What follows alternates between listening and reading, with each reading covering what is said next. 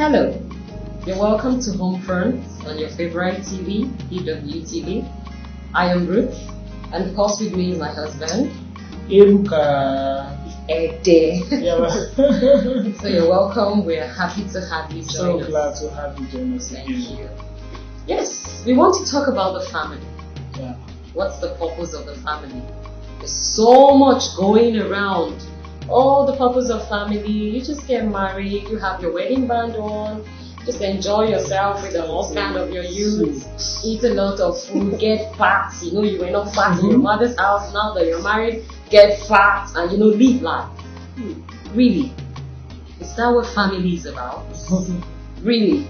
Really? Is that the idea of family? Is it really the idea, like so many, especially in our culture, where some people will be like, I need to get married now so that I can now sit down and they will serve me, my wife will now serve me all the food and kneel down to serve you. Or when you see a man that is sleep, they need to get married so that you'll be fat, and all of that. So that's the idea so many people have about marriage, or they keep telling you, oh, you are 35 now, you need to get married. If you don't get married, how will you pass? There's a lot of misconceptions about marriage, family, and all of that. So many things. So many things. And a lot of people are pressured to start up families, even when they don't understand what it's about. It's true. It's true. I heard someone said recently there are a lot of baby parents, a lot of parents that are still children who have begun families. A lot of people have been pushed into starting families without really understanding what the purpose for family is. Yes. And there are so many misconceptions around food. So many. Some people start up families, let's go for picnic.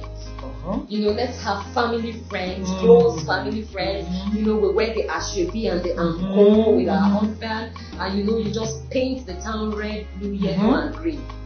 So that's really the purpose of It's family. far beyond that. Some people just want to appear in that wedding gown or wedding suit. That is the best and memorable day of my life, and I just want to be there. Every other person is there, and I'm not yet there. What am I waiting for? So many misconceptions. So people get sick because they've not started a family. We hear some men say, I just want to settle down and start a family. To do what? I want to just rest. Let me just marry and rest. Is that what marriage is? Is that me resting? Actually, no. No. Okay, these are some of the things we'll find out in this show. Now, what is the purpose of family? Why do we need to start up families? Why do you have a family? Why do you belong to a family? Is it first of all to just give birth to children? No. Is it to paint the town red? No. Then what is the purpose of family? I want you to know that family is first of all the idea of God. Yes. It was never a man's idea. Never. It began with God. Family is God's idea. We see a lot of breakdown in the society. We see a lot of moral decay in the society. We see a lot of moral decay in the church. We see a lot of evil and dirty things in the society. And a lot of people are criticizing the government. A lot of people are criticizing the pastor. A lot of people are blaming the society. Teachers. A lot of people are blaming teachers. A lot of people are pushed into prostitution. And who has the blame? The society. Now, imagine we have the issue of the 1 million gang. Boys gang. Boys gang. We have that up already. Yes. And who are people blaming? A lot of people are blaming the society. The government. But really, if we trace down these issues, you will discover that the family has a fundamental role to play. Yes. The family has the first and major fundamental role to play. Whatever decay we see in the family determines what happens in the society. Very true. If the family is succeeding, the society is succeeding. Society will definitely If the family is failing, the society is failing. I'm sure you're wondering how. Yes. Just like you said, if the society is failing, the family, that means something is fundamentally wrong with the family. Yes. I know the major purpose for which family was created is to raise proper children. And that is one thing most couples or parents have failed to understand is beyond just giving birth. Yes. What happens to that child hereafter? Who takes care of the well-being? Who teaches that child values?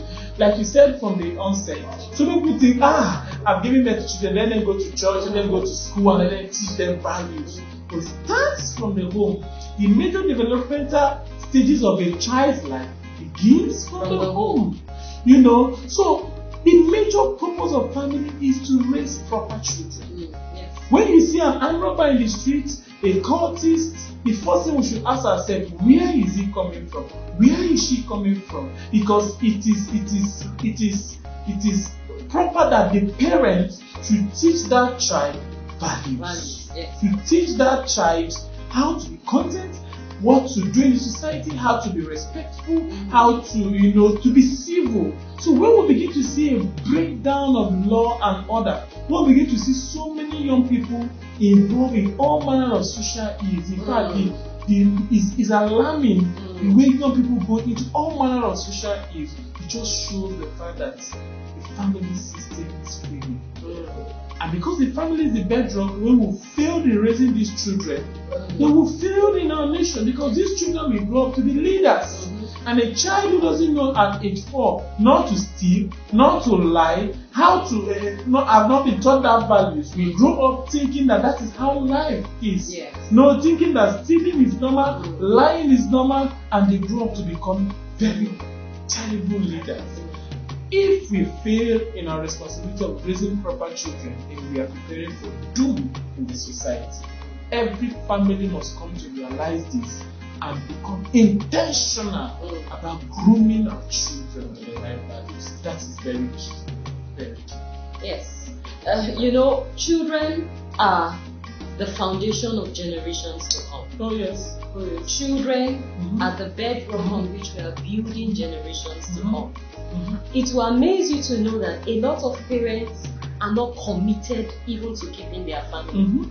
Recently, I was talking to someone, and she was telling me, she said, I need to send my 12-year-old daughter to a boarding school. And I was like, why? And she said, I need to send her to a boarding school where my mom is. My mom is far away from me. I need to send my daughter there. There's so much evil happening around me, and I don't want my daughter to be caught up in the web of that evil.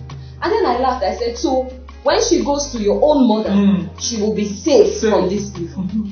Parents are beginning to transfer responsibilities to other people. Looking for who to put that. Parents are not being responsible to raising proper children. And this is one issue that families really, really have to deal with. Very true. A lot of people who come into marriage, you're coming to start a family, but you need to understand that there is a place of responsibility and commitment. Very true. The success of the nation depends on the success of the family. Very true. If the family misses it, the nation has missed it. The nation has missed it. Imagine the boys in the 1 million gang. They all came from different families. And I keep asking myself, well, where are their families? Where are their parents? What is happening? What have they been teaching these boys? What did they learn? What is it that they've actually been groomed with? Why have they suddenly become the way they are? They are. Very, very Parents are not responsible again for their children. Again, and it's really a deep issue that we are facing in our society. Yes.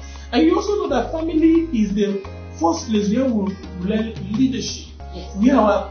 Where parents model leadership to their sons and to their daughters. But what we now see is that most parents the children don't even have anything they can learn from their parents. Because some of them discover that the life their parents is living outside is different from what is they're living inside. We are counseling a teenager the other time, and we're like, what is happening to you? Why are you like this?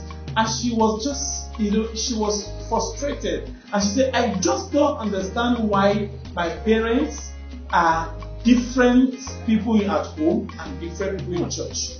I can't just fathom the fact that I see my parents serving in the church, but when we get back home, they are monsters, they are beasts, they can't relate with me.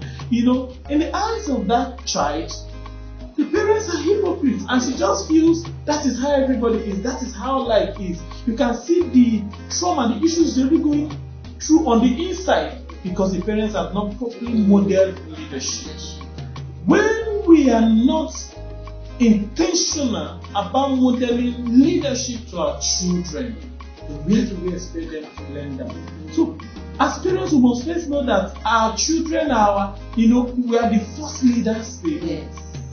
From our life, from our talk, from our intentions, from our action, we are modeling who a leadership is. If parents will keep telling their children, oh, tell the person that is coming, I'm not around. They will hear you on phone say, I'm in Sokoto now, when you are in Abuja. Oh, I'm already driving out, when you are still in the bedroom. What are you showing that child? You're already modeling wrong leadership to that. So the home is the first place where children learn leadership, and parents must take that seriously. Yeah, so one of the things I pick as we are talking again is this. You see, parents, your life in the family, in the home, qualifies or disqualifies you in the public. You can be something different in the public and be all the praise, everybody loves you. But in your home, you are something different. Sooner or later, it will be exposed. Very true. That's the truth about Very it. true. Our children are watching us. They are observing what we are doing. We see a lot of decay among our leaders today all around the world. And everybody is blaming, this leader is corrupt. This leader should be excused from the seat. This leader should be dethroned. But trust me, they started from the family. Something was possibly modeled to them in the family. You must train a child the way that the child should go, so that when the child is old, the child will not depart from it. Very true. You must be sure to do that. And one of the ways to give this training is by modeling your own life. Very true. So trust me, parents, if you're not correct, there is no way you can raise a correct child. It is not possible. And you see, you see what some people do. Oh yes, there are a lot of good schools. Praise God for that. We thank God that there are a lot of very good schools. And so parents have pushed the responsibility of nurturing the schools. And just to go back to that story, I was telling that parent the reason why she needed to be with her daughter at least a little longer. And you know what? I told her a story. I said, recently we got to counsel someone, a girl, an only child who got into drugs. And not just drugs, she became a lesbian and at the same time a sex addict. So she was for both male and female. And it happened with a good school. With a good school. And I was telling this parent this story just to, she said to me, I hate to hear such things. What are the school authority doing? And then I was like, wow, the school authority. Oh, nothing about the parents of that child. You see, parents have unconsciously pushed the responsibility of modeling proper leadership to the school. Yes. And so when the school is not doing it the way they should do it, the parents say, why are we paying school fees? Excuse me, parents, you are the first model for your child. The first model. You must take it you must take it with all seriousness. It is a very crucial issue. We don't just have family to sit and enjoy and be called a Mrs. This or a Mr. That. For us women, it's so exciting when there's a Mrs. attached to your name. And your wedding band, oh my gosh, I'm married. When you have to swing your car keys and use your left hand so that your ring will show. But it's more than that. Sometimes I think it's all about the women. But it's more than that. So there's a place for us to sit down and rethink. Look at your family. Is it a conducive environment to raise a proper child? Is your family a conducive environment to model leadership? Are your children learning the correct things? Or you have pushed them to the television to train them and to nurture them? You need to think about that. Very, very, very important. Thank you for raising those fundamental resolutions from your analysis. As we try to round up, we know some of you have questions you may want to ask us from this talk. some questions that have popped up in your mind and you want to clarified. We want you to feel free to ask your questions. Our social media handles are displayed on the screen. You want to send us a direct message, you want to send us an email, please feel free to do that. We might not be able to answer your question in this production, but in subsequent production, their production there will just take time out to answer your question. But just be assured that we'll get back to you on those questions. So we want to see a peaceful society. Yeah. You want to see a peaceful nation. You want to see a peaceful world. Go back to the family. Make the family peaceful. You want to see a bright society? Make your family bright. Yes. You want to see a society, a serene society? Go back to the family. Everything we see in the society takes bearing from the family. Very true. So go back to the family and make a change. So thank you for joining us. So we come your way again next week, same time, same station, your favorite EWTV. Yeah. I remain Ruth and Ebuka. Thank you. Thank you. See you again next time.